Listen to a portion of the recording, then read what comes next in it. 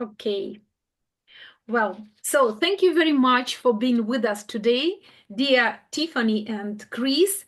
I'm very, very glad to see you because since April 2023, I have been dreaming about this meeting and about the possibility to share my great impressions of your papers presented in April 2023 in Stretford-upon-Avon. And today we have a unique possibility to discover a lot of new facts, to learn about some intriguing riddles and some paradoxes dealing with the first folio. And the first speaker today, I'd like to remember that our event will include two papers or two lectures. The first will be by Dr. Crisa Laoutarisa, a biographer, historian, poet, Shakespeare scholar, and associate professor at the Shakespeare Institute in Shakespeare's birthplace of Stretford-upon-Avon. So, dear Chris, you're welcome, and then we'll be happy to listen to Tіффані Sтерn. Thank you so much. So we just did a kind of screen test, and there might be a slight delay with the slides showing. So I'll try. There might be some slight pauses, and you might get the slides slightly later than I'm presenting them. But firstly, I'd like to thank you all so much, and particularly Natalia for inviting me, and thank you all of you for coming. I truly appreciate it, and I'm looking forward to sharing some of my research with you all. And so I'm going to attempt the screen share. Oh, let me try that again. And so hopefully you'll be able to see the slide. I will hide the floating controls. And so hopefully you can see the first slide. Yes, we see. Excellent. And as I say, there might be a delay from the slides changing, but let me know if it seems as if the system is stuck and the slides aren't changing at all. Okay. So thanks again, everybody, for coming. And as my first official task, I'm delighted to offer you a shameless plug of my book, which should be appearing on a slide any moment now. So what you're about to hear is based on my book, Shakespeare's book, which is about the making of the first folio. The first folio, as I'm sure you all know, was also known as when it was originally published as Mr. William Shakespeare's Comedies, Histories and Tragedies. And this was published in 1623, just over 7 years after Shakespeare's death. As I say, it's known simply today as the first folio. But what's significant about this book is that it preserved about half of Shakespeare's plays. And this includes The Tempest, Twelfth Night, Antony and Cleopatra, Julius Caesar, The Winter's Tale, and Macbeth. So imagine, if you will, a world without Macbeth. It's inconceivable. But that could have been the case had it not been for the first folio. So I'm hoping you can see a slide labelled Catalogue. If not, it might take a moment to pop up. But that slide shows you some plays underlined in pink. Those are 18 plays that were published in the first folio for the first time and may never have survived without this volume. So in fact, the first folio is one of the most significant literary conservation projects in history. In addition to this, the first folio was published with some introductory preliminary pages consisting of 2 letters from Shakespeare's one-time fellow actors and friends, John Hemmings and Henry Condell, dedicatory poems in Shakespeare's memory by Ben Jonson, James Mabb, Leonard Digges and Hugh Holland, a list of the actors in the King's Men's Playing Company, which is the company to which Shakespeare belonged, a catalogue serving as a contents page, and of course, Shakespeare's title page portrait, which I'm hoping you can see on the slide here. Though only 11 pages in length, these preliminary materials are tremendously important because they gathered together the most that had ever been written about Shakespeare in one place up until that point. So this actually fashioned an origin point for Shakespeare biography, but it also created what I call brand bard. The iconic title page portrait of the playwright remains the only authenticated portrait of him. It's a very widely circulated image in media cultures across the globe, right down to William Shake's duck, which is a duck molded in the form of Shakespeare's portrait from the first folio. I don't know if that slide, can you see the duck slide yet, Natalia, on the, excellent. Yeah, so this was based on the folio image. So it shows you just how widely circulated in the culture the first folio is. One thing's for sure, Shakespeare would not be the Shakespeare we all know today without this remarkable book. But was it a unique book for its time? In fact, it was. Folios are weighty, luxurious, and very expensive. On its release, the first folio cost 15 shillings in old money to buy. That doesn't sound like a lot, but it was in fact a huge amount at the time for an item like a book. That's over £120 in British pounds sterling today, and that's without the binding. You would pay extra to have the book bound. So this was a very luxurious item. And in fact, when the first folio was published, it was the most expensive book of plays in the English language ever produced up till that point. But the thing about folios was that they were reserved for really serious works, like grand historical tomes or works of religious importance, like Bibles. The King James Bible was published in folio format. If you were a monarch, you might also publish your own collected works in folio. And that's exactly what King James I did. This is, I'm showing a slide here of James I's own folio works. What you definitely did not publish in this grand folio format were plays for the commercial stages, plays that the grubby public went to see. And this is because playwriting was in a transitional phase at this time. It was not regarded as prestigious an occupation as it is today. Indeed, Sir Thomas Bodley, of what would become the Bodleian Library, better known as the Bodleian Library in Oxford University, referred to playbooks as baggage books. That is, he felt they were trash and refused to stock them because he believed they would bring, quote, disgrace to the library. So it shows you how different their opinions were of public plays at the time. However, things were changing. Shakespeare's friend and rival playwright Ben Jonson had overseen his own folio of collected works in 1616. And I've got a slide of that here. Among other kinds of works, highly unusually, it also included Jonson's commercial plays. Now, this was a controversial move at the time. Ben Jonson also did something else very daring. He referred to his commercial plays as works. Now, this might not seem significant to us today. Sorry, that's my internet. I've just realized I've left it on. Sorry about that. You might hear it pinging a couple of times, but I can't switch it off while the slideshow's going, I'm afraid. He referred to his commercial plays as works. This might not sound significant today, but at the time, works was a term only reserved for elevated and learned literary and historical texts. As we saw, the king referred to his own published output as works. Jonson's audacity led one outraged satirist to quip, "Pray tell me, Ben, where doth the mystery lurk? What others call a play, you call a work." So this was a very controversial thing to do at the time, calling a commercial play a work. But the Shakespeare First Folio went one step further by including only commercial plays which were referred to as works within the volume more than once, becoming the first book in folio devoted to plays for the public theatre. So the First Folio was, for its time, an audacious and gutsy enterprise, and it actually contributed to the professionalization of playwriting as we understand it today, because this was such a prestigious book. Today, when we think of the first folio, we are more likely to associate this astounding achievement with Shakespeare's friends and colleagues in the King's Men's Playing Company, John Hemmings and Henry Condell, who collected many of Shakespeare's plays for the volume.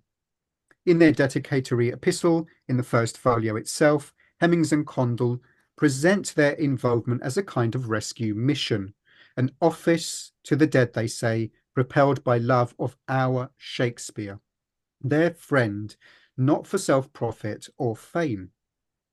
This is repeated on a handsome memorial erected in 1896 on the site of St Mary's Church in Aldermanbury in London, where Hemmings and Condell were buried.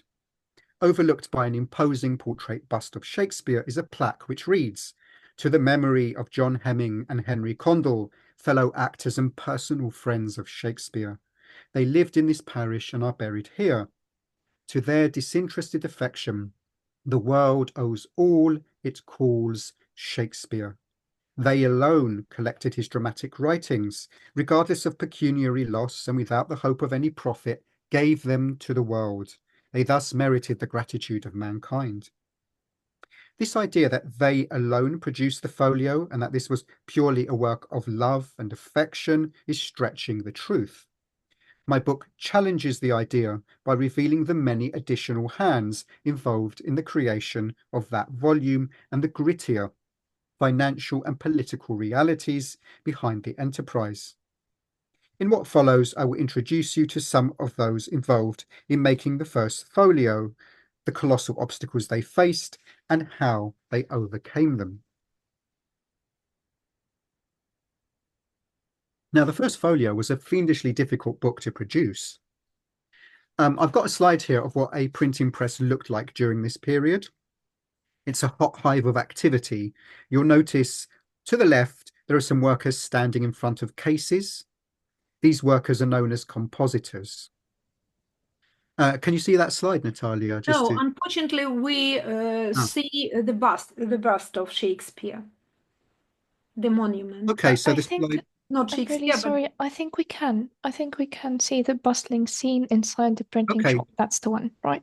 Okay, Wow, excellent. yes. It's just come up. Yeah, so there is a slight delay with these, unfortunately. So this, if you look to the left, you can see some men in front of cases. These men are known as compositors, and it was their job to pick out thousands of pieces of tiny lead type. And there's a slide coming up in a moment of these pieces of lead type. And in fact, the cases they had in front of them contained 150 compartments.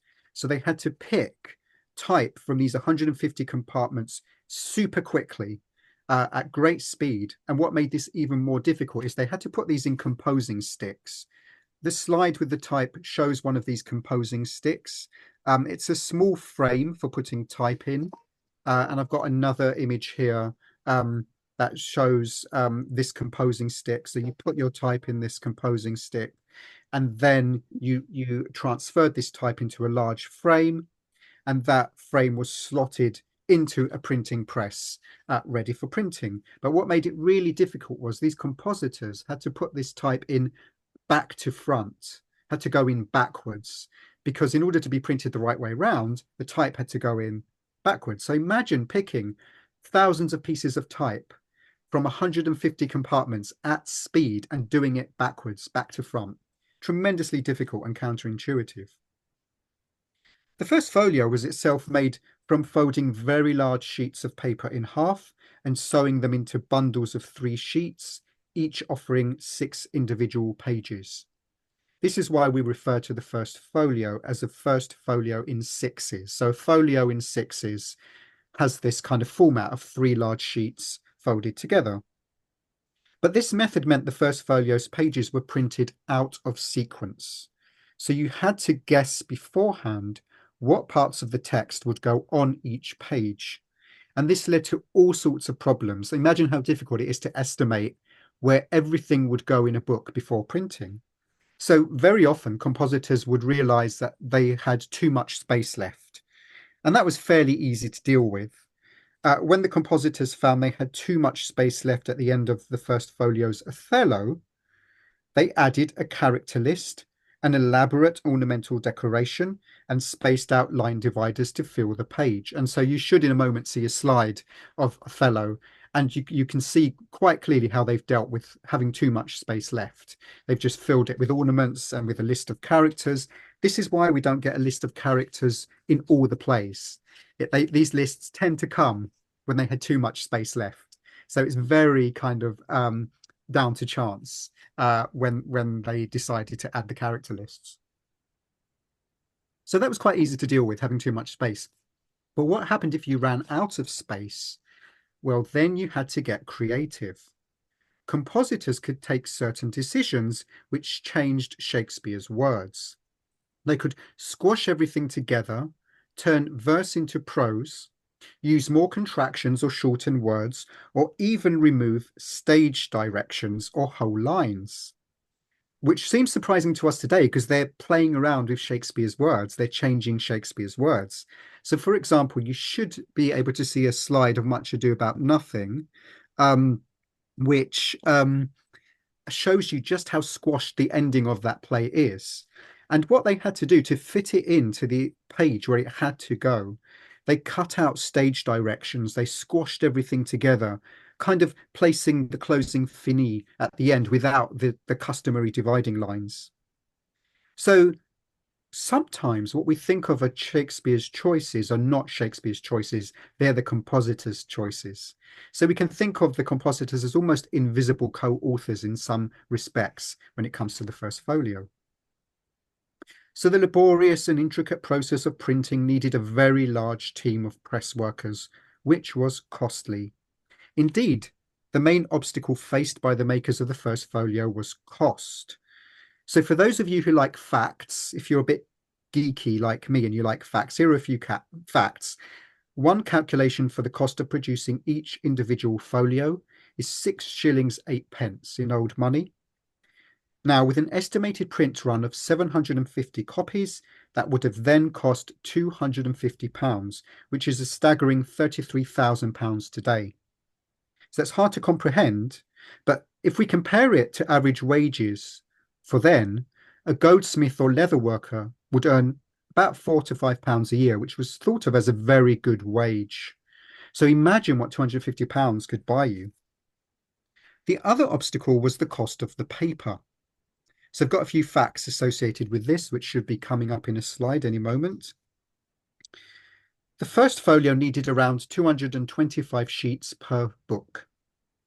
That's a total of over 180,000 sheets across the folio's print run if we add an extra 5% to cover losses or mishaps. Paper was sold in bundles called reams, and with 500 sheets per ream, and the folio needing 360 bundles of this paper, that's a significant cost of over £81. That's more than £11,000 today, which even today would be a huge amount of money for a book. Then it was a colossal sum. Now, to add to the cost, the paper used was pretty good quality and imported from France. We call this crown paper because if you hold it up to the light, you can see a watermark of a crown in it. So that image should be coming up shortly. The process for making paper was challenging and expensive. The paper from which the first folio was made did not begin life as tree wood, as paper does today. The way paper was made then, it began with cloth, with linen cloth. So the way the process worked was this, and you should be seeing a paper making scene in a slide coming up in a moment. So the way the paper was made was a vat man, someone standing in front of a vat, would soak linen rags in a watery solution until they were thoroughly sodden through, and then would squash them into a mold. This linen paper would then be emptied and layered with felt cloth, and then it will be pressed in a giant presser. You can see the presser on this slide, and I've got a close-up of that machine coming up on the next slide. So this paper will be squashed and laid out to dry. Now, the result of the process was really interesting because paper was not uniform as it is today. So today, our paper sheets are uniform on both sides. They feel exactly the same on both sides. Then paper would have felt different on both sides. So one side of the paper would have felt smooth because it would have taken the impression of the linen cloth, of the velvet cloth on which the linen paper was laid. The other side of the paper would have felt rough to the touch because it had taken the impression of the ribs and chain lines of the mold. Now, one detail I love is that the makers of the first folio made every effort to print every title page of each play on the smooth felt side of the paper, so that you felt the opulence of the page as you turn to each new play. That shows you just how much love and attention they put into it. The other difficult process was inking, and I'm showing a slide here, which you'll see in a moment, hopefully, of an inker dabbing ink over print-ready type that is about to be printed in a printing press. And so this inking was done using balls stuffed with feathers or cloth, and this material, or wool, sometimes it was stuffed with, and these would be dabbed over the surface of the ink. And I've got a photograph here of some of these ink balls, as they were known. But if you used too much ink, you would blot the ink. If you didn't put enough ink, you'd end up with a very faint print. So judging the amount of ink to place required a lot of expertise on the part of these inkers. But that wasn't the only obstacle that had to be overcome to print the first folio. Before it could be printed, those making the volume had to work out who owned the rights to Shakespeare's individual plays. And this might surprise you, but when Shakespeare was alive, he did not own the rights to his own plays. So it worked very differently to our sense of copyright today. The plays were a collective asset owned by the playing company. But during Shakespeare's lifetime, particularly the first half of his career, about half of his plays were sold on to other publishers and stationers, what we call stationers, basically giving them the rights to publish Shakespeare's works. So before the first folio could be printed, the rights to those plays had to be determined. So they had to find out who owned the rights to those plays, track them down and negotiate with them and buy the rights to print those plays in the first folio. So in a moment, you should see a slide with a table of the plays in the first folio in the first column. The second column gives us the last known rights holders before the printing of the first folio to each of those plays. So where you see the King's Men, that means that's a play that was held on to by the King's Men. The King's Men's playing company to which Shakespeare belonged, held the rights to those plays. Where you see another name, that's the name of the publisher or rights holder or stationer who owned the rights to that play. And that stationer or publisher had to be tracked down and negotiated with. So what this table basically tells us is that before they could print the first folio, the ownership of up to 22 plays previously licensed to other publishers or stationers had to be determined.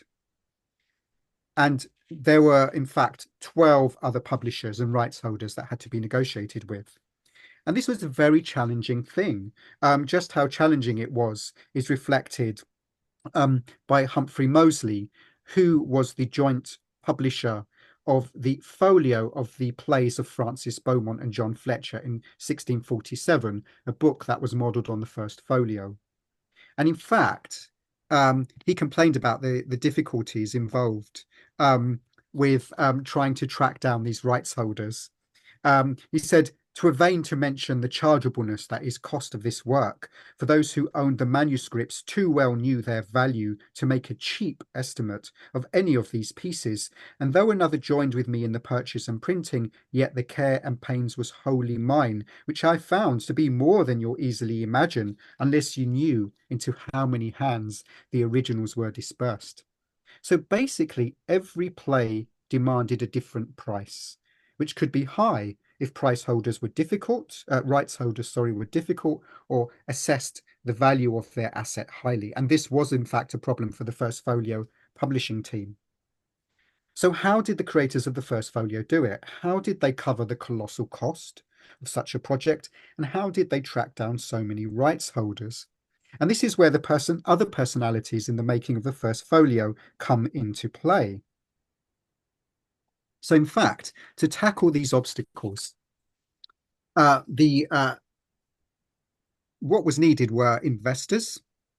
And so what they did was they invested in the first folio. Four businesses rather invested in the first folio. I don't know if you can see this clearly in this slide, but there's a slide here. I'm not sure, sorry, if it's actually covered by I'll just push that down. So hopefully you can see that. There we are. So this shows the printing information on the first folio. And it shows us that there were four businesses named as investors in the first folio. And these are represented by these individuals listed here in this publishing information. So the first name is W. Jaggard. That refers to William Jaggard.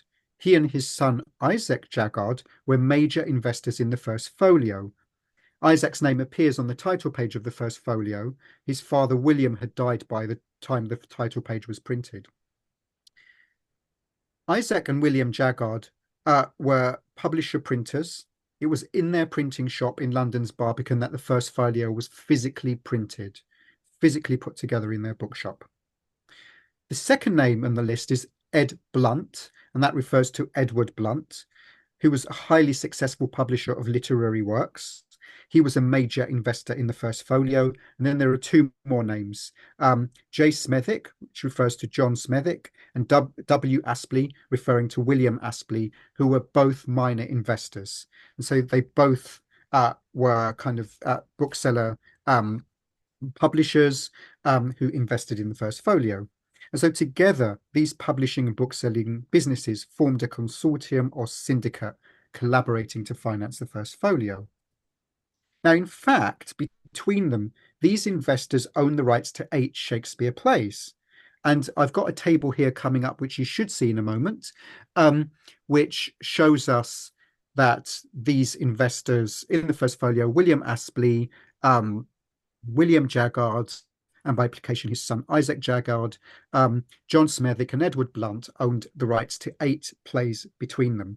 And in fact, John Smethwick owned the rights to really important plays like Romeo and Juliet and Hamlet, and was probably brought into this financing syndicate in exchange for his rights to those important plays. Now, the playing company itself, the King's Men, owned the rights to 14 plays. So that was great. They added their 14 plays to the 8 plays already owned by the investors, and this transfer of rights happened on the 8th of November 1623, and this image that's coming up on the slide shows or records this transfer of the rights of 14 Shakespeare plays to the syndicate who financed and printed the first folio. So this gave the syndicate the rights to print 22 plays, but this still left other plays and up to 8 rights holders with whom they had to negotiate. So how did they do that? So in the few minutes I've got left, I'll just recreate Shakespeare's or rather Shakespeare's first folio's London for you. This map that's coming up shows you the St. Paul's Cathedral precinct. The important area to note is the area marked St. Paul's Cross Churchyard on the top right-hand side. That's the northeastern perimeter of St. Paul's Cathedral.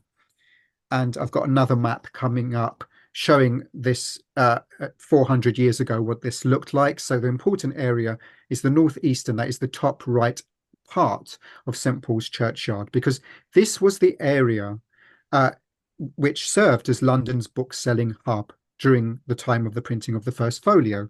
So most of London's bookshops were located in St. Paul's Cross Churchyard. And I've got a map coming up which shows you the precise locations of the bookshops of Edward Blunt and William Astley.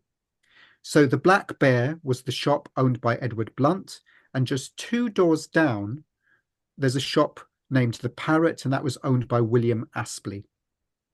And so 2 investors in the first folio were practically next door to each other in one of London's premier book-selling areas. Now, just a few doors down from that, literally 5 doors down from William Astley to the left, is a shop called the White Horse. This shop was owned by Arthur Johnson, who owned the rights to the Merry Wives of Windsor. So he was one of a number of rights owners for plays that were printed in the first folio, who were located in the St. Paul's Cross churchyard area. So you can see how advantageous it was to have Blunt and Astley in this area, because it gave them access to the rights owners, rights holders of these texts. And what I've got coming up is a table showing you the various plays. There are 2 plays marked in green. Those are plays which were connected to the St. Paul's area. These were the first 2 plays in green are the first 2 that needed negotiating for, and these were connected to Blunt. And so what I found when I was doing my research was that many of the negotiations for the first plays seem to be connected to Edward Blunt in some way. So those rights holders had closest connections to Edward Blunt. And for example, William Astley, who owned the rights to Much Ado About Nothing, was very close to Edward Blunt. They had worked together on numerous projects. I've got a slide coming up here showing this. So it seems logical to assume that Edward Blunt invited William Astley into the first folio project because they were so closely affiliated. And together they worked to gather the rights of the other plays that were connected to the St. Paul's area. Just very briefly, I'll show you a couple of images of what St. Paul's Cathedral looked like at the time. So these are virtual recreations of the St. Paul's area. Where you see a chimney in the virtual recreation of St. Paul's, which hopefully is a slide that's about to come up, that chimney is where the bookshops of Blunt and Astley were located, roughly. And I've got another slide here showing you what it would have looked like from their shops. So this is the vantage point that Blunt and Astley saw when they looked from their shops. So you can see a large platform with a dome and a cross on top in the slide coming up. That was St. Paul's preaching cross. So preachers gave lectures from that cross. And this is a slide coming up of what this looked like at the time. What I'll do is, because we're running short on time, I'll skip the next couple of slides, which just show you what St. Paul's cross looks like today. There is a hexagonal marker that you can visit on the site. And if you stand on that hexagonal marker, that's the site of St. Paul's preaching cross. And if you look the opposite direction, you can actually see an orange building. And it's in that orange building that I believe the shops, at least that's the site of where the shops of Edward Blunt and William Astley were. And very briefly, I'll just run you through the other important area for bookselling during this period. And this was St. Dunstan's in the west. So this was just to the west of St. Paul's. This was another bookselling hub. And this is an image coming up of the Church of St. Dunstan's in the west. This had bookshops around its churchyard, just like St. Paul's. And the image that I'm showing currently of the church gives you an idea of what it would have looked like in the time when the first folio was printed. And St. Dunstan's Church had a very impressive clock. And I'm showing a coloured engraving of St. Dunstan's in the west. And you can see the clock. It was underneath that clock that the shop of John Smethwick, junior investor in the first folio, was located. And I've got a map here showing you where Smethwick's shop was. And Smethwick's shop was just paces away from another shop called the Hand and Star, which was owned by John Jaggard, who was the brother of William Jaggard, who printed the first folio. And in fact, the Smethwicks and the Jaggards were quite close. They were friends. They worked very closely together. These kinds of close connections suggest that maybe William Jaggard, who was a senior investor in the first folio, brought John Smethwick into the project because they had been so close and collaborating together.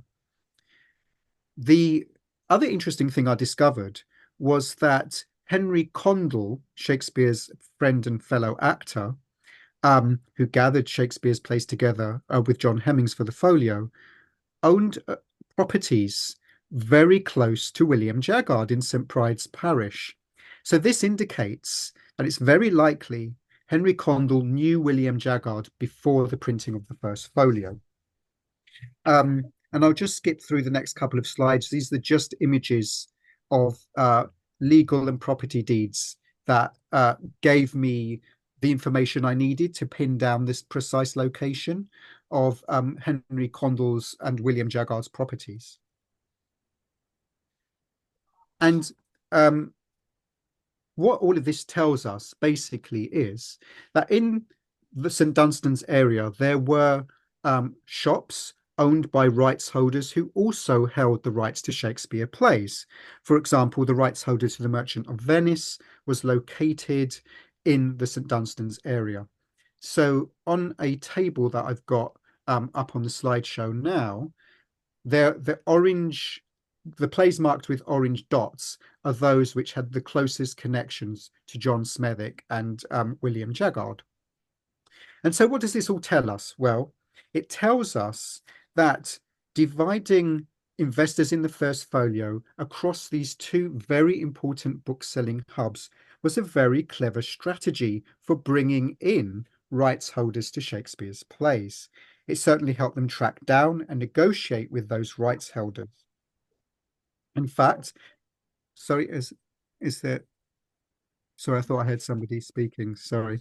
I'm just coming to a close. So the rights holders to these plays, as I mentioned, were largely spread across these two locations.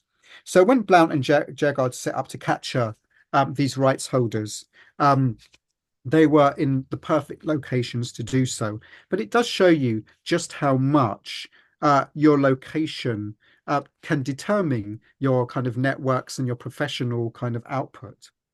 So while the first folio may have been inspired by deep closeness Hemmings and Condell felt to their friend Shakespeare, it could not have been printed without investors who hoped to profit financially and reputationally from it, and who had the funds, contacts, and networks to meet the huge challenges involved in creating such an expensive and ambitious book.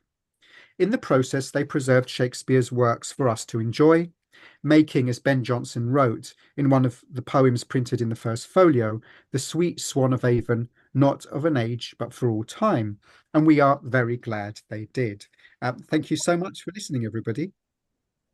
Thank you. Thank you very much, dear Chris. And I suppose that it would be better if we ask questions after both speakers, yeah? In order to give the possibility to have time enough for reproducing lectures. And now I'd like to express our gratitude for a lot of new facts about the structure and the production of the first folio, about details dealing with the printing process of Renaissance, and of course for this exciting tour along London streets of Shakespeare's time.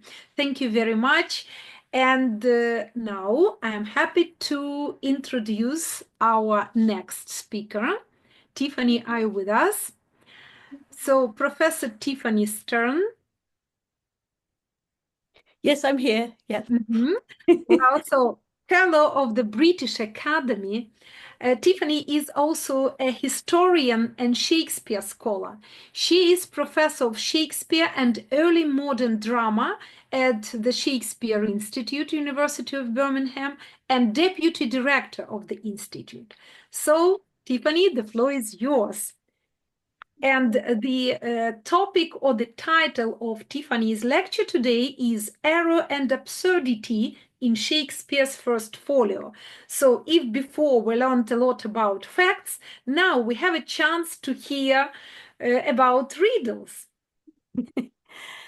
Thank you. Thank you so much. And can I just check that, can you see the first slide, which is just me? And is it true in general that the slides are lagging a bit behind? Oh, okay. I will speak accordingly. But So it's very wonderful to have this opportunity to speak to all of you. Thank you so much for inviting me, dear friends. And I'm so impressed that when you have many, many awful things on your minds, you're still thinking about Shakespeare. So Chris gave a wonderful talk that also expressed his character in that he said very, very nice things about the many people who worked so hard to create the first folio. And I'm going to point out their blunders and errors and problems a little bit because I'm slightly less nice. But it's also because I became interested in the year when everyone was celebrating the first folio. And people were celebrating the first folio so much that it was as though it was a really good book. And it's a really, really important book. But that doesn't mean that it isn't quite flawed in a number of ways. And I was rather interested in the flaws. So I'm going to start by talking about flaws in the preliminary matter, and then the second half will be on flaws in the text. So throughout, I'm looking at problems. So I'm going to think first about the preliminary matter, and the first thing I'm going to think about is that very, very famous picture of Shakespeare. What I have up here is, of course, not a picture of Shakespeare. It's a picture of Anne Clifford and her lovely children. But the reason I've shown this picture is so that you could see what a usual portrait on a wall would look like. And I hope you can see that there we have people in magnificent frames. And under the framed pictures is a little written description of these people and why they're so wonderful. So that was what a portrait on a wall was like. You had picture, you had frame, and you had description. And if we look now at books of the period, and I'm going to concentrate on books published by Jaggard, who was the person who printed the first folio. And these are books he printed, he inherited these, but it's still very interesting that this was his familiarity with author portraits. So if we look at Jaggard's printed book of Chapman's Whole Works of Homer, and you can see there's a picture of Chapman, and it's in a lovely round frame and also a square frame. So you could colour it in and put it on your wall.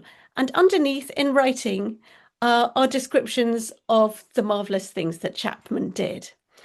So when a book has a portrait, it is usually meant to resemble an actual portrait. And indeed, you could take it out and hang it on your wall as a portrait. And a book portrait was usually a copy of an actual portrait. And you can see George Chapman here is surrounded by clouds, signifying his ethereal magnificence. Here's another book showing an author portrait. And this is Raleigh's History of the World. And there we see Raleigh. And again, he's got a round frame. So it looks as though he's in a picture frame. And again, underneath, there's a little handwriting description of what's going on. Or it looks like handwriting. Obviously, it's etched. And if we look at this Raleigh picture, which again is probably copied from an actual portrait, but we can see how telling it is. Raleigh's wearing magnificent clothes. We can see one of his hands and it's holding a truncheon, which is a sign of his naval, that he's a naval leader. And he's touching a little globe. And this is his History of the World. So, of course, this is a very relevant picture. But in fact, he had gone to Guyana and was very pleased with himself for doing that. And his finger is just tapping Guyana on the globe. So these are two very telling portraits, which are also presented as portraits. And now, here we come to the famous Shakespeare picture. But let's be early modern and look at it. And already we're going, oh dear, where's his frame? Where's the nice writing about him? This is an odd picture. And so we're still looking at it through early modern eyes. And having noticed its oddity, because we're already struck by the fact that it's not right, we now let's look more closely at the portrait. And as you look, you start to see, oh, the head and the rubato, and that's the name for that sticking up collar, the head and the rubato seem to have one story, and the body underneath seems to have a different story, because the body is way less good than the head. And it's not only way less good, it's also very poorly connected to the head. So if you go to the top of the arms and follow each side up and under the rubato, you can see, well, there isn't really room for a neck here. Shakespeare here is a sort of bobblehead doll. Okay, he doesn't have a neck and his head will wobble about. If you look at the arms, good grief, Shakespeare's arms are the size of his head. And you can see that the two sides of his doublet, what he's wearing, they don't make sense with each other. And you might also ask, why do we have this very poorly drawn body at all that's so much worse than the head? Because unlike the Raleigh picture, this is a body which doesn't give us any information. There are no hands. So Shakespeare can't hold a pen or a sign of poetic success or the globe, or he doesn't hold any symbols. He was proud of being a gentleman, but his shield isn't there. There's nothing there on that very ill-drawn black body. So now let's look at the head. And the head is better than the body, but it's still really, really bad. And let me talk you through the problems I have with the head. So if we look at this head, look at where the light spots are and follow them. So firstly, you can see there's a big light spot on Shakespeare's forehead.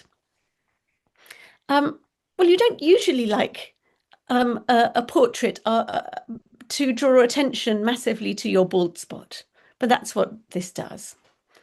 There's also a big sleepy bag under Shakespeare's left eye.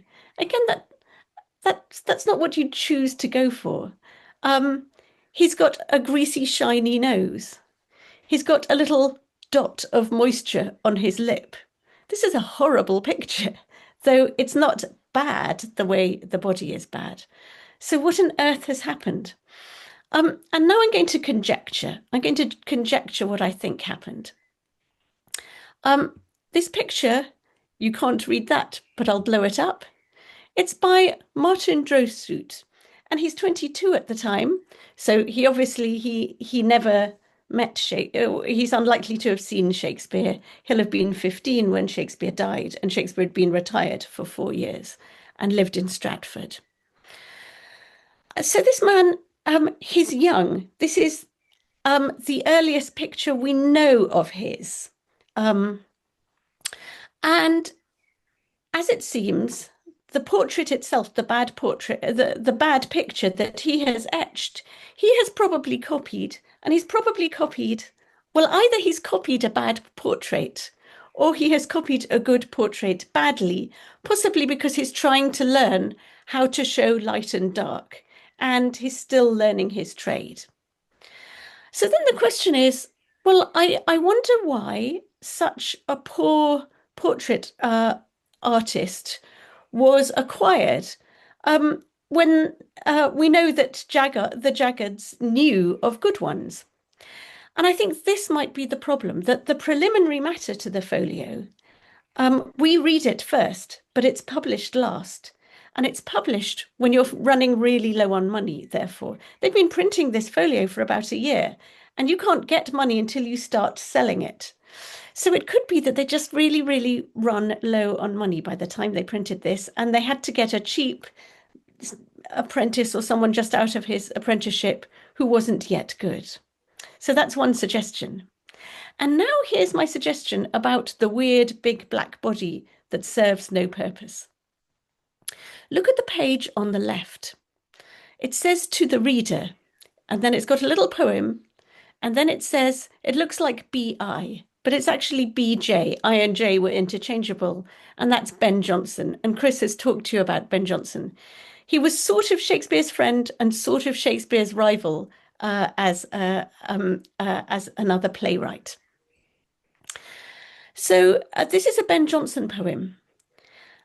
Now, it is quite weird that Shakespeare's complete works should start with a poem by someone else. You would really want Shakespeare's complete works to start with Shakespeare.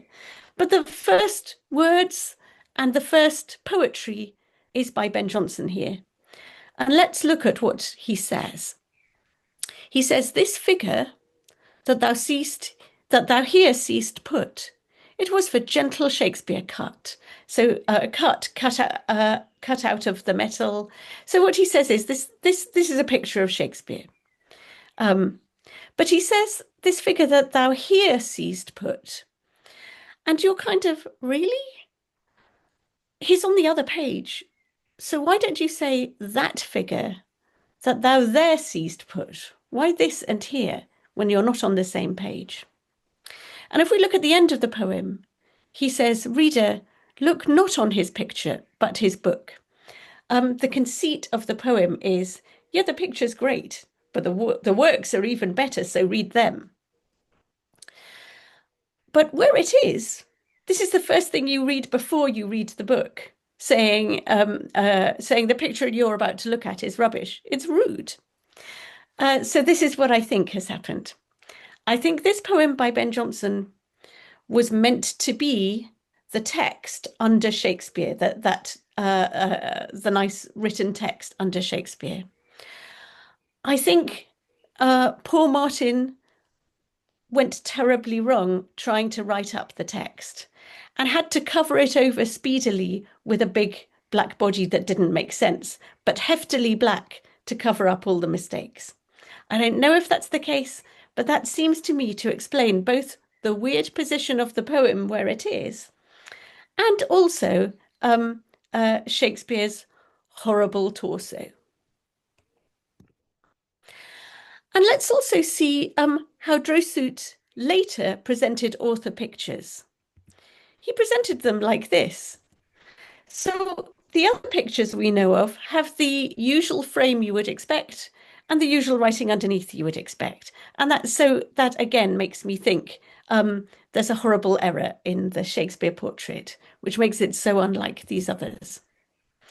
And we even see when the Folio is republished, here it's republished in 1664, when it's republished, the poem is put where, as I suggest, it ought to be, under the picture.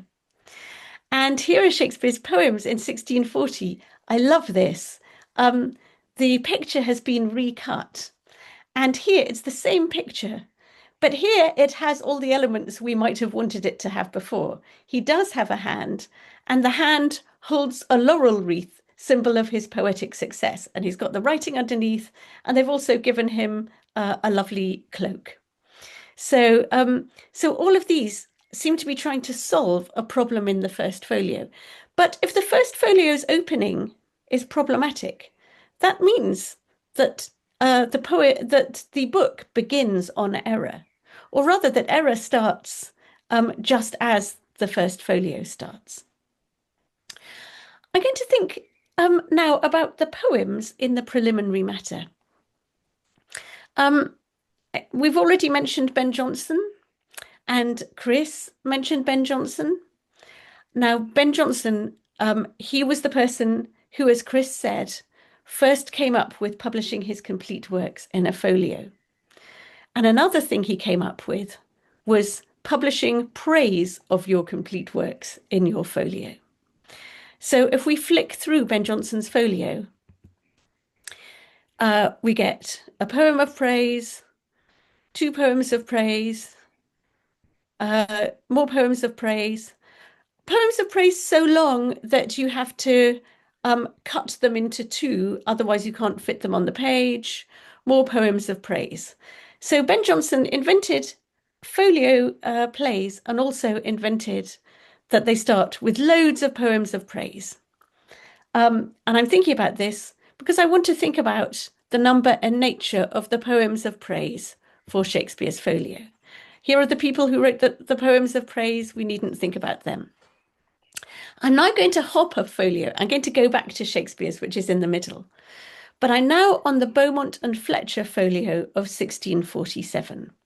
And again, luckily for me, Chris has already shown you this. But let's look at the number and nature of the poems of praise in this book. And I hope this slide comes through, because what I want to show you are there are pages and pages and pages and pages and pages and pages and pages and pages of poems of praise to Beaumont and Fletcher. And the final poem of praise, which is the 53rd poem of praise, is by the publisher of the book, Moseley. And he draws attention to the number of poems of praise that there are in this book. This book, this folio, is new, and all these gentlemen attest under their hands 'tis right and of the best. 34 witnesses. I've got 34 different people saying how great this is. If this book fail, 'tis time to quit the trade. Okay, this book is a surefire success. 34 people have told you so. Here they are. And again, I'll just hop through. Basically, these are playwrights. The ones underlined in red are playwrights, but you can also see they're knights, they're posh people, they're people from Oxford, educated people. Every kind of person has written poems of praise for Beaumont and Fletcher. And now, with all this in mind, let's look at Shakespeare's folio. We've got this bad opening. That is a special picture, a special poem about the picture. Then we've got Hemmings and Condell, which their dedications, which Chris has talked about. Then there's a poem. Then there's another poem. Oh my. Wow. Then there's the catalogue. Oh, weirdly, then there are 2 more poems. And then there's a list of actors. So Shakespeare's folio has 4 poems of praise, and the preliminary matter is in a weird order.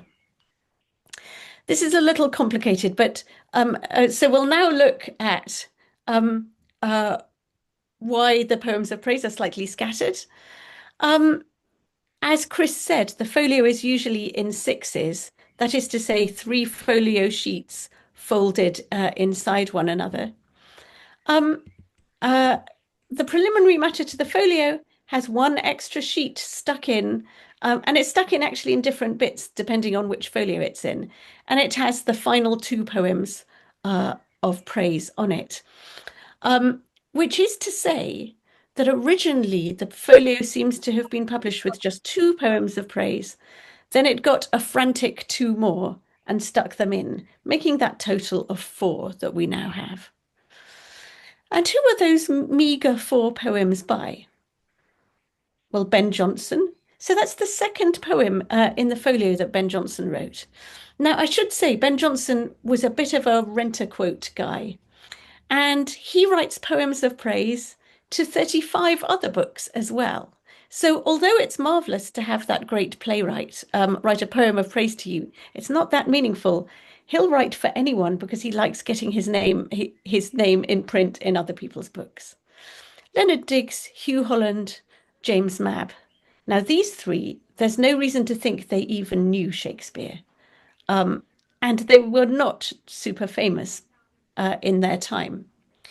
So the only famous person really writing for Shakespeare is Ben Jonson. And weirdly, there are not poems by the very obvious people, John Fletcher and Thomas Middleton, who were alive, were fellow playwrights, and seem to have worked closely with Shakespeare. Fletcher seems to have co-written with Shakespeare.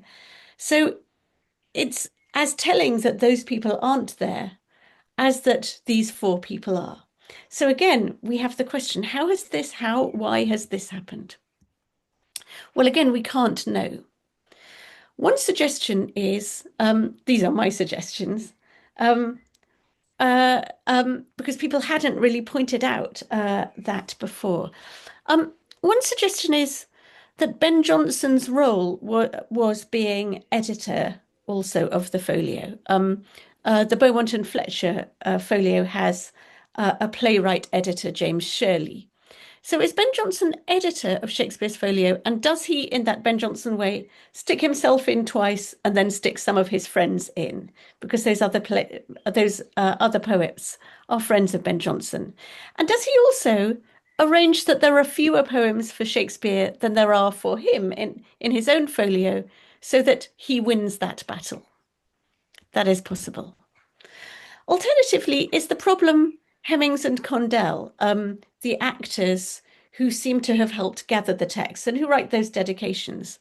Did they have to come up with the poems, and did they not really know who to ask, or they asked late? Or is the problem that there are 4 different publishers of this text, and did each publisher think it was one of the other publishers' jobs to get the poets to write the praise? Who knows? But what I can say is the preliminary matter to the folio is good, but also slightly does its author a disservice. It also slightly does him down, I think. And as I say, these are the last bits of the folio to be published. So it may simply be they're frantic to get the folio out. William Jaggard, the man whose name is here, he's actually just died. So it could be there's a load of other stuff that makes printing the preliminaries go a bit wrong. But I am fascinated by the folio and error. Now let's briefly look at text in the folio. And Chris has shown you this picture also in a busy printing house. So I won't focus on that, but I'll move on to think a little more about those compositors who, as Chris explained, had to pick up the individual bits of type. There they are sitting at their desk, at their lower and upper cases of type. And there above them are the manuscripts that they are setting. So the manuscript hangs in front of you, and you look at it and you, as it were, touch type into your composing stick. You're reading the manuscript and you're picking up the letters and the spaces and putting them into your text. You can see that if 2 people are working on one play, you will definitely have torn the manuscript to divide it. So let's have a little think about the upper and lower type cases, reading the manuscripts, and the errors that those might lead to. Here is the layout of a type case. You can see, for instance, in the middle, you can see that E gets a bigger box than the other letters because we use E so much in our language. And you can see letters we don't use much get tiny boxes, so that you can see the boxes are different sizes. But now let's look at a bit in the folio that's weird and see if these type boxes can explain what's happened. So here we are. We're in Richard II in the folio, and we read this. White bears have armed their thin and hairless scalps against thy majesty. Wow, that's really weird, because what that seems to say is that that polar bears who don't have much hair on their head, like elderly polar bears, have turned against Richard II. What a weird thing to say. Well, fortunately, Richard II survives in more than one textual form. So it's in the folio, but it's also in a quarto. And when we look at the quarto, we see the correct reading. White beards have armed their thin and hairless scalps against thy majesty. White beard, old person, person with a white beard. How has the correct beards become the incorrect bears? Well, let's look back at the type desk. You can see that massive box for E, and you can see that D, the box for D, is next door to it on the left. So the compositor touch typing maybe his hand has gone into the wrong box and picked out the wrong letter. Or maybe when you break up a page, you have to scatter its letters back into the right boxes. Maybe someone stuck a D into the E box by mistake. But anyway, you can see that the boxes lead to particular kinds of error. Now imagine you're there touch typing and reading a tricky manuscript. Here is a bit of manuscript thought to be in Shakespeare's hand. It's for a play called The Book of Sir Thomas More.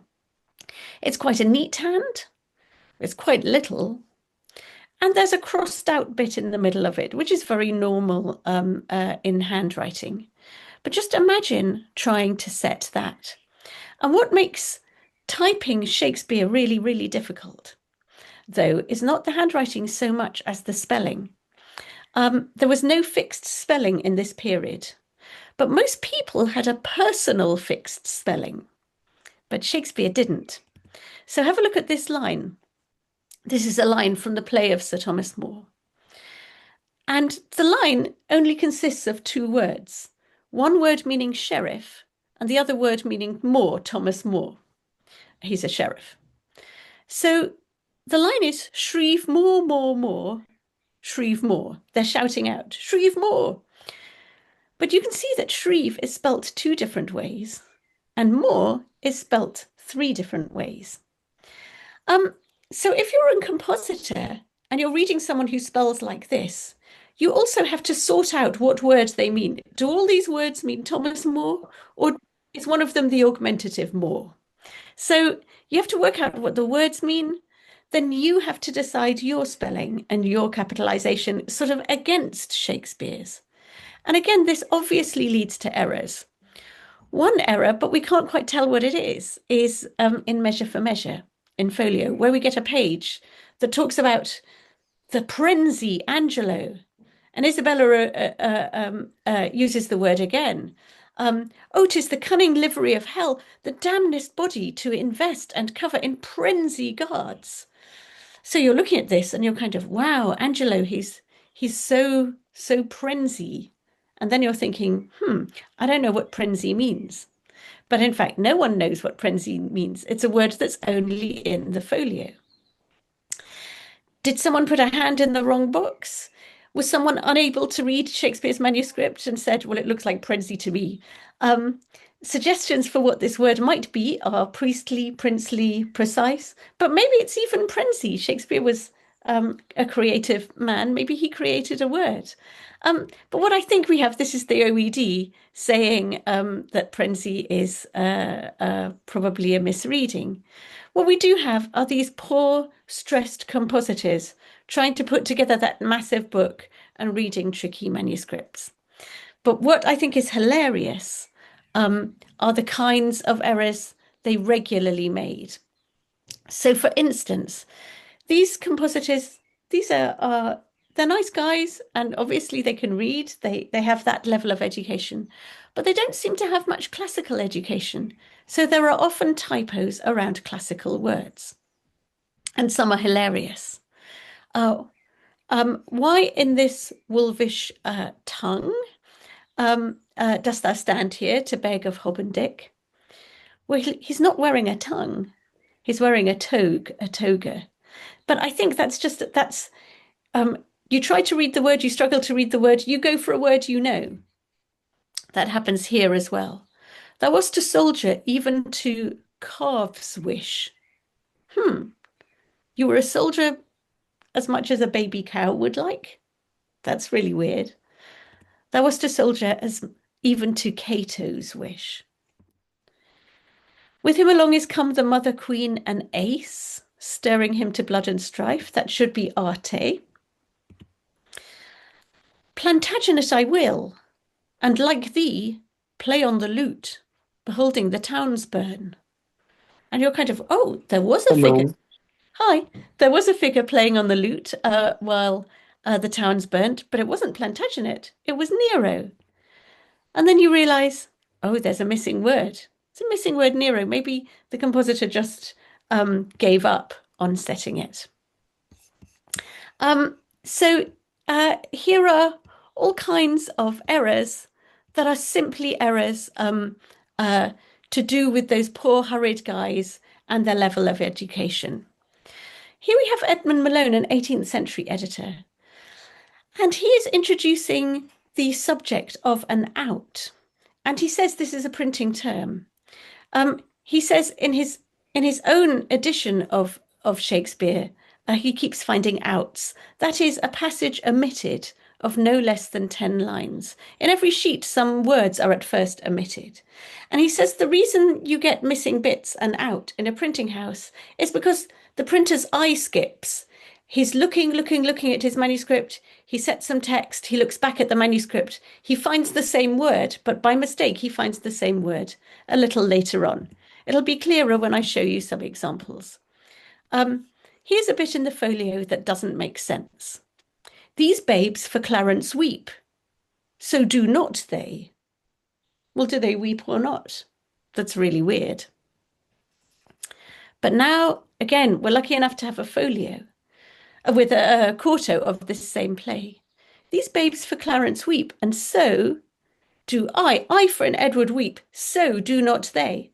And you can see what's happened. They've hopped from one so to another as their eye flicked away and back to the manuscript. So that's an out. The folio is full of interesting tiny outs. And now finally, and very briefly, I'm going to talk about a third source of error in the folio and possibly my favourite. And it is the guy we see in the picture here, not the compositor who's setting type, but the person by the compositor who is reading a text out loud, the lector in the printing house.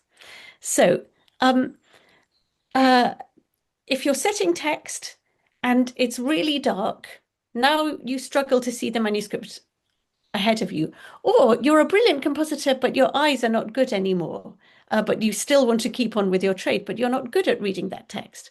Or the text is so knotty and difficult, so full of crossings out, that it's better if someone reads it out loud to you and you just set it. For lots of reasons, little bits of work in the printing house were set by one person reading and the other person setting the type. And that leads to some hilarious and wonderful errors.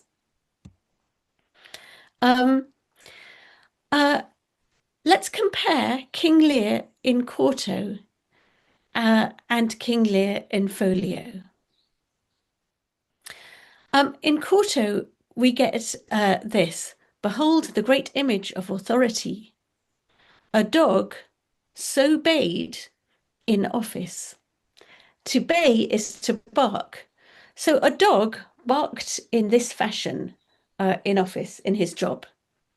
But you're kind of, well, a dog isn't much of an image of authority. I don't know what you're saying. This is a quarto error, not a folio error, because when we look at the folio, we get, behold the great image of authority. A dog's obeyed in office. Even something as low as a dog, you'd obey it if it had a posh job. Okay, so it's not about a dog barking.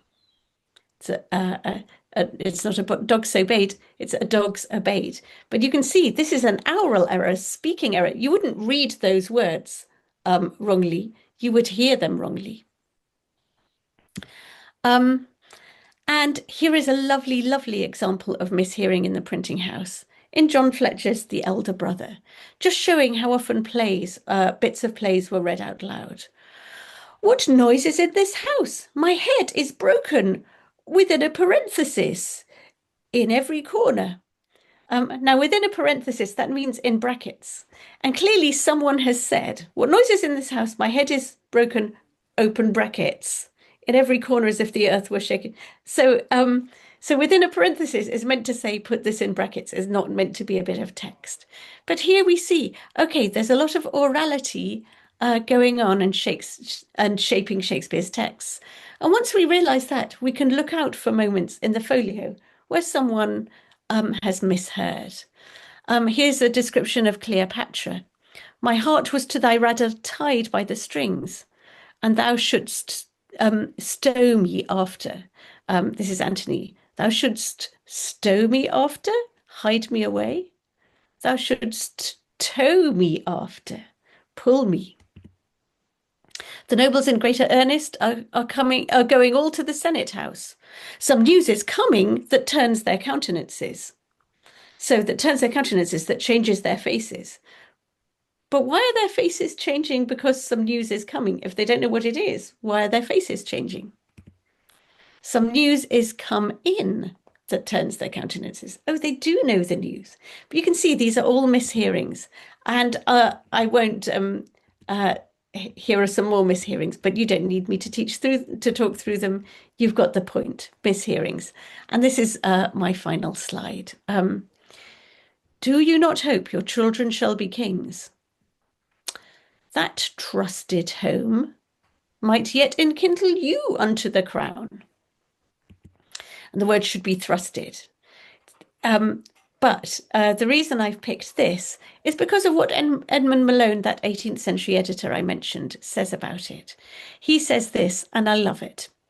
He says, many of the errors in the old copies of our author's plays arose from the transcriber's ear having deceived him.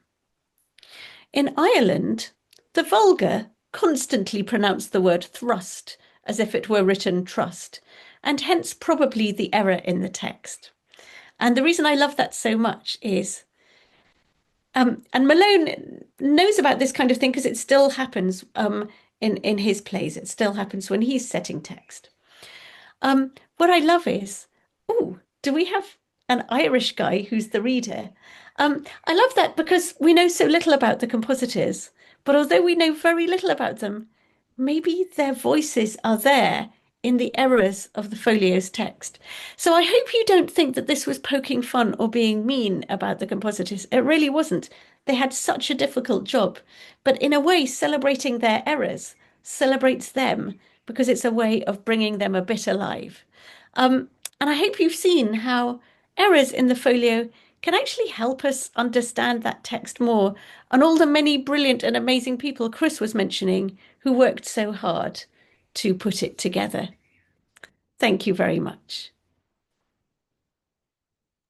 Thank you very much, dear Professor Tіффані Sтерn. We are very much delightful with your lecture, and I'm absolutely sure that all our listeners can't but admire this unique possibility to see the old folios and the portraits of English Renaissance, and we can't but admire your hypothesis as for the role of lecturers in the printing house. It is absolutely beautiful. Thank you very much. It looked very proved.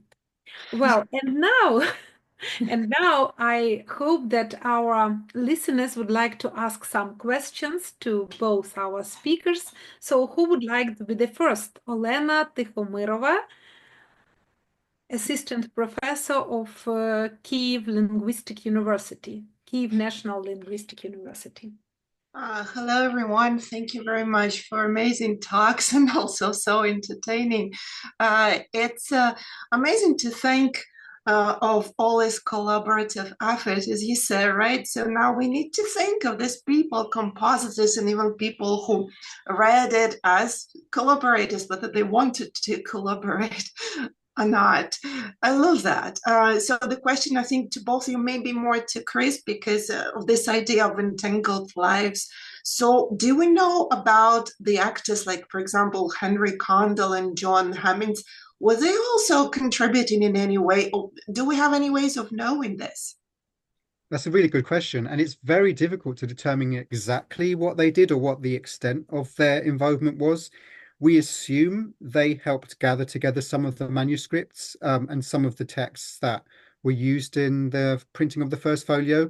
They had some very challenging decisions to make, because what Hemmings and Condell do at the start of the folio is they basically tell us a few lies. They tell us that the first folio's plays represents Shakespeare's original conception. They talk about Shakespeare's having hardly ever blotted a line. It's almost as if his words flowed freely from his mind into the page, and that they're preserving Shakespeare's original works as he intended them. That's not really quite true, because there's some very difficult decisions to make. You know, what kinds of texts would they use in the folio? Would they be using Shakespeare's manuscript papers?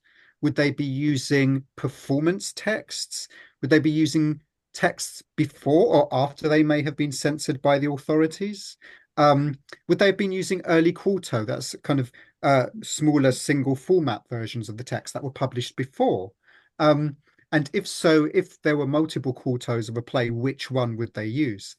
Sometimes we see decisions having been made regarding which text to use. Sometimes it's a composite, so they might be using Shakespeare's manuscript version alongside a quarto version. Sometimes they might be basing the play selected on a manuscript version that was from Shakespeare's hand. So it's possible that they were involved in they're sometimes referred to as the editors of the first folio, so they would have been making choices regarding what kinds of text to use. The thing about Hemmings and Condell is they would have had the best knowledge of Shakespeare's works. Some academics believe also that, for example, John Smethwick might have been involved in some of the editing.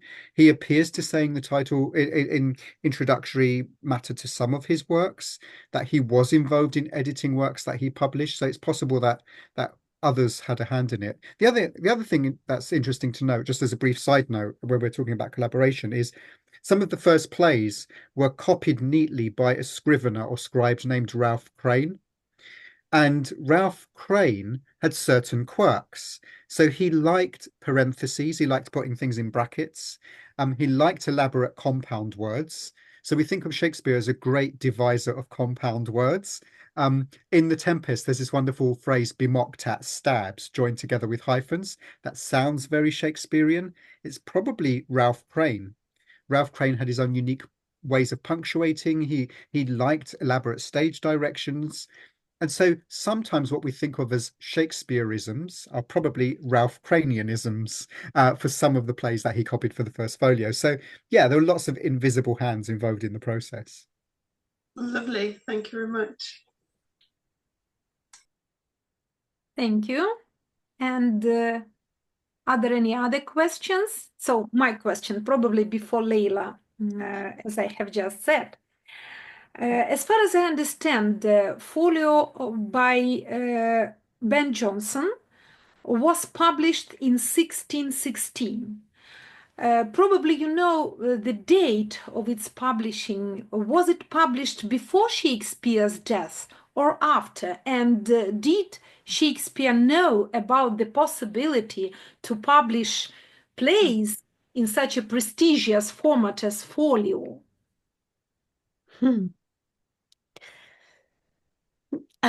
That is a great question. And I don't know, Chris, whether you know the date with respect to Shakespeare's death of Ben Jonson.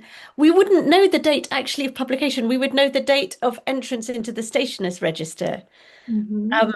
And we would know it would have to be after that, the date of entrance. But actually, I don't know, and I should do. But what I will say is this, that Shakespeare did not seem to have been driven, doesn't seem to have been interested in publishing plays, and also didn't own them, as Chris has shown, so couldn't. So I don't think Shakespeare would ever have dreamed of a folio, because the plays weren't his, and because while he seems to have had some interest in publishing poems, he never seems to have been involved at all in the publication of his plays. Now, other publishers might have had an interest in publishing a mini complete works. And there's some suggestion that a lot of forged texts with pretend dates that were quartos and came out in 1619, that they were going to be banged together into a sort of mini folio. But again, that's not to do with Shakespeare. So as far as Shakespeare is concerned, I think his publication, his making public, is staging. But it's other people, some of these many other people we've been talking about, who are interested in its future life as a book. Thank you. Thank you very much. And Leila, if I'm not mistaken, Leila would like to ask something. Leila Bukhrova. Yeah, if I may. Yep. Yes. Thank you very much. Thank you. So first of all, Professor Lowtaris and Professor Stern, this has been absolutely amazing. You're both stunning, and the amount of, I would say, profound detective work straight up that you have performed, it shocks me, and it honestly scares me a little, because how can you be like this? I don't know. This was absolutely awesome, and I might be a bit at a loss of words, so please pardon me. But this has been fun above all. I think this has been really fun to listen to, and I'm really, really thankful for that. This has been a treat both to the ears and to the brain.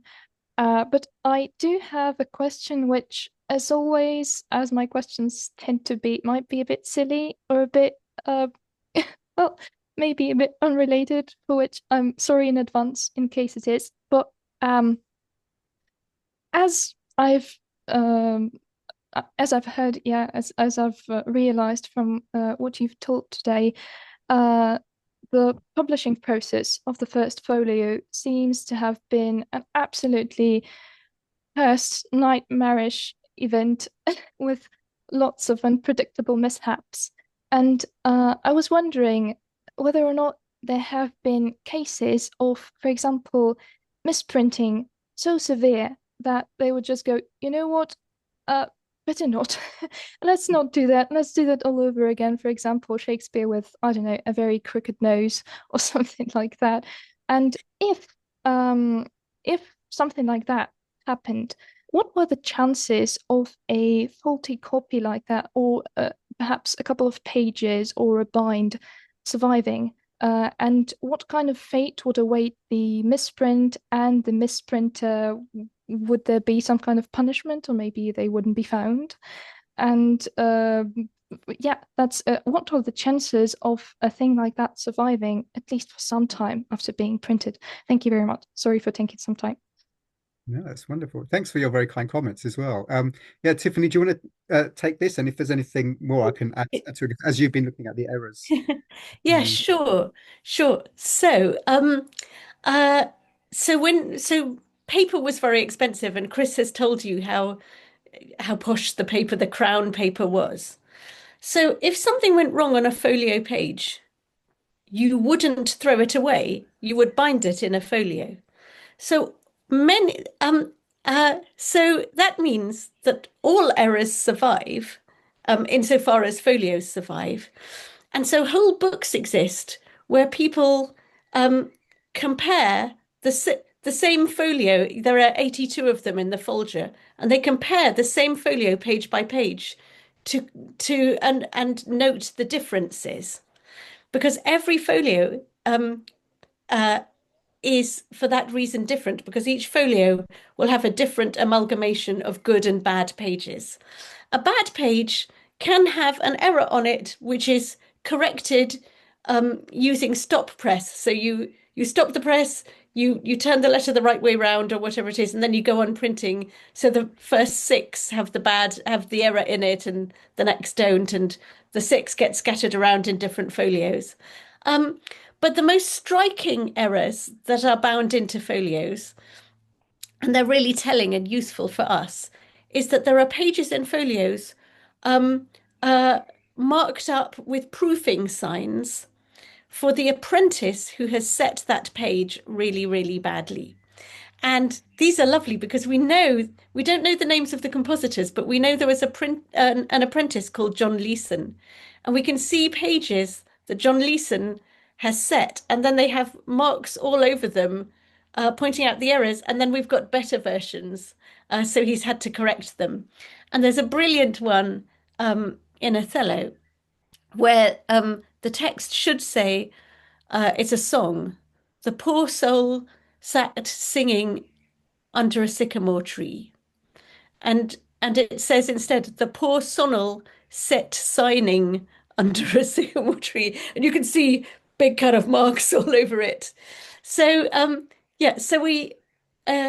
so errors that were made in the process of printing ended up in texts, and in that we think about a third of folios survive. So we've therefore got about a third of the errors.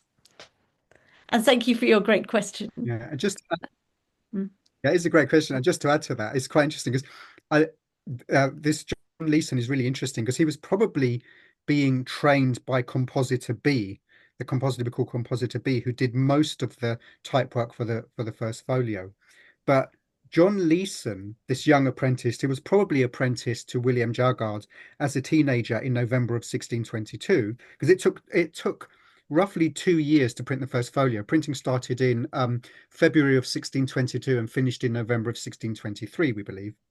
But this John Leeson made 40 times as many errors as Compositor B. So it shows you just how tricky it must have been for Compositor B to oversee John Leeson as he was training him up. So yeah, it must have been quite a challenging process. And as Tiffany says, by the time you get to close to the 2 years, because this John Leeson was brought in towards the end of the printing of the first folio, by then they must be getting very, very nervous about this book that's costing a fortune and they really need to get it out quickly. But then you've got this John Leeson making all these errors. And they can't get money back on the book until people buy it. So the longer it takes to set, the more needy you become.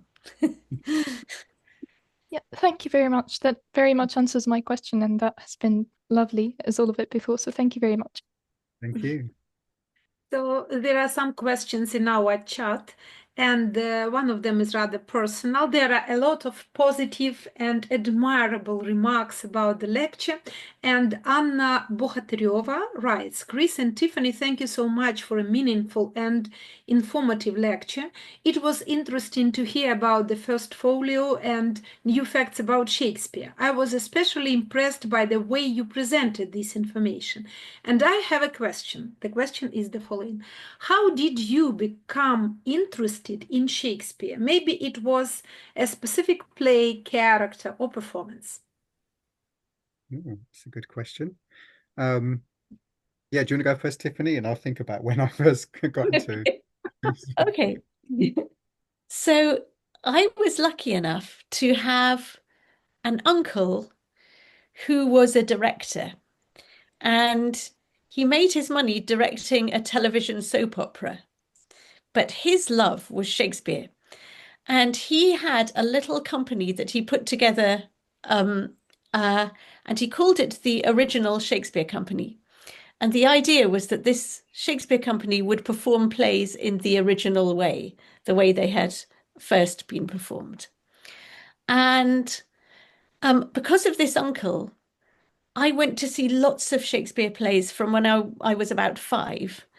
So I never went through the process that a lot of English people do, and I'm sure Ukrainian people do. I never went through the process of thinking it was difficult or unattainable, because it was simply something that I did a lot. And I loved my uncle. I love him still. He's still alive. I learned a great deal from him. And when I set out to do my doctorate, I set out to prove that everything my uncle did and said was original was correct. That was my goal, was to prove my uncle was right. And horrifyingly, I proved my uncle was not right, which has been, which has always been a little awkward, because his questions and his productions inspired me and sort of created my academic career. And my answers were not so good for his tiny Shakespeare company. That's a whole other story. But the short answer is Uncle Patrick Tucker, was my inspiration.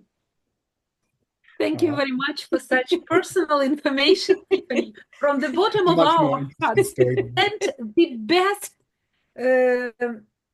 the best thanks probably to your uncle, because thanks to him, I mean the Shakespearean community, has such a beautiful scholar with so many great ideas and fascinating books. Thanks him very much. Chris, what about your interest in Shakespeare? My story is much less interesting than that. I simply got into Shakespeare because I always wanted to write books. I always wanted to be a writer. I knew this from the time I was a very young child. And so I asked myself the question, if I want to be a good writer, who do I need to read? And then I asked myself the question, well, who's the best writer? And obviously I'd heard the name Shakespeare so often. I thought, well, that's what I need to read if I want to be a better writer. And that's sort of what got me into Shakespeare. So it wasn't really the influence of anyone in particular, though I did have a very good English teacher at school. And we're still actually friends. And that kind of shows you the impact she had on my life. But yeah, it was just because I wanted to become a better writer. So I was fascinated by Shakespeare's craft, as I have been by many poets, but particularly there's something about Shakespeare that really drew me. Thank you very much, Chris. And I'd like to attract the attention of our students to the fact that teachers are usually play an important role in choosing our career. Well, the next question is from Maria Voitenko. The lecture was both informative and engaging, offering insight into the historical context. I was interested in production costs and how expensive the project was compared to the average income at the time.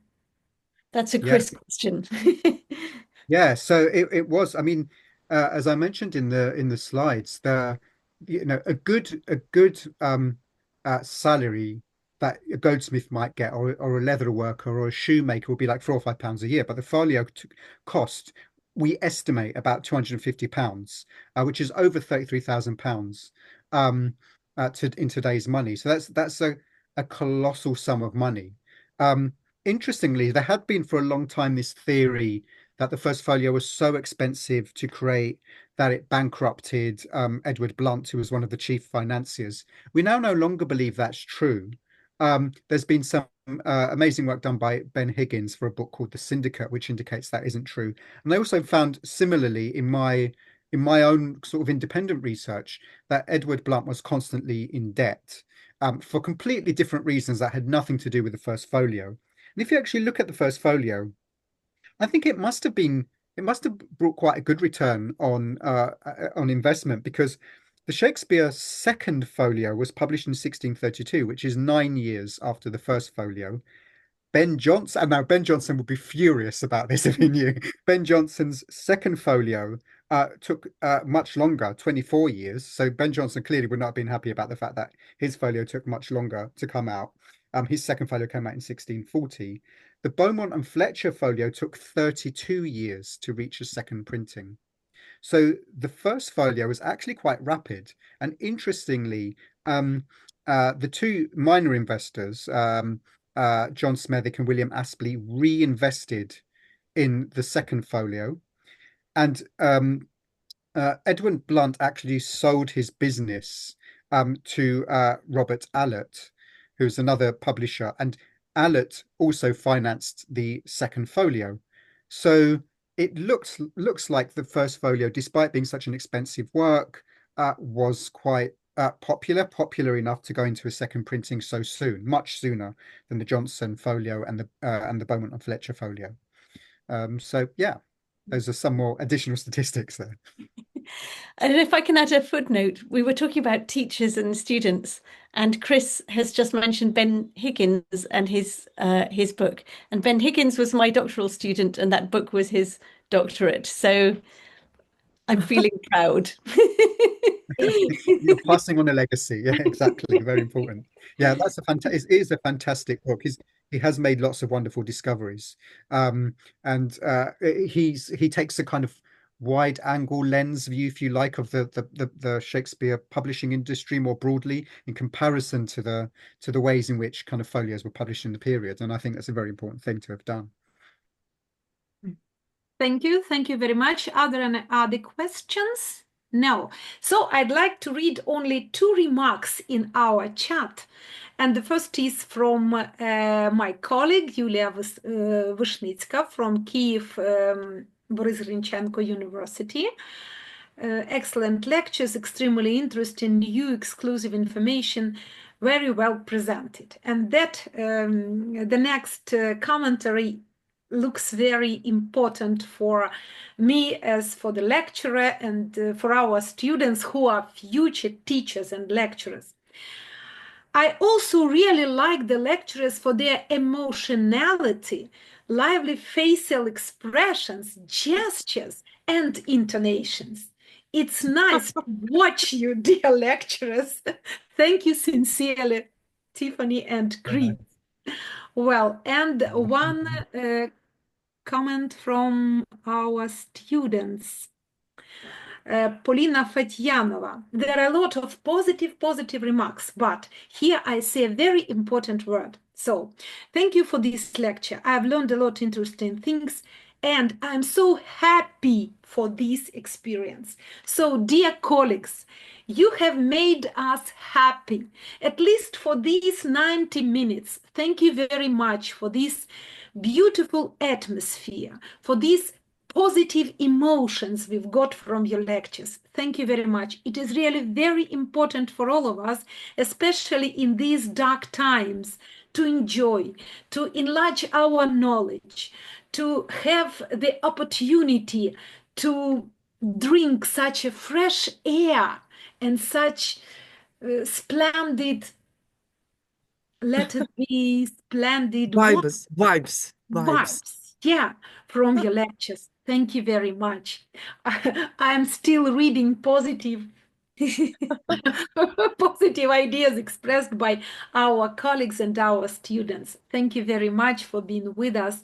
Thank you very much for your time, for your brilliant researches. And it seems to me that maybe one day after our victory, all the participants of today Shakespearean event in the framework of Shakespeare Days in Ukraine will be happy to see you here in Ukraine at our Shakespeare conference, or maybe at our Shakespeare Theatre Festival. Yes, we do believe that it will happen one day. Thank you very much. Thank you so much. Yeah, and thank you all for inviting us. And thanks for your courage and your fortitude through everything you've been through, and the fact that you're keeping this flame lit, not just for Shakespeare, but it's about kind of facing the future with hope and determination and courage, and that's a wonderful thing. So thank you so much, all of you. Thank you. And thank you very much for your donations to the Armed Forces of Ukraine. It is really very, very important for all of us. And we hope that we'll have collaboration with Shakespeare Institute in Stretford-upon-Avon. Probably we'll have opportunity to establish contacts with musicians and professor of music. I don't know exactly how to introduce Tiffany, Tiffany's husband, but I'm so happy to see you. And I know that my colleagues from Kharkiv are greatly interested in establishing these contacts. So I will write in the nearest email, okay? Well, and so I suppose that maybe not in the nearest future, but one day we'll be able to say that we have got our victory, and it will discover a new page in the attitude and in our attitudes and in relationship between Ukraine and Shakespeare Institute in Stretford-upon-Avon. Thank you very much. Thank you so much. You'll always have a home with us at the Institute, so thank you. Thank you. Thank you. Thank you. Bye-bye.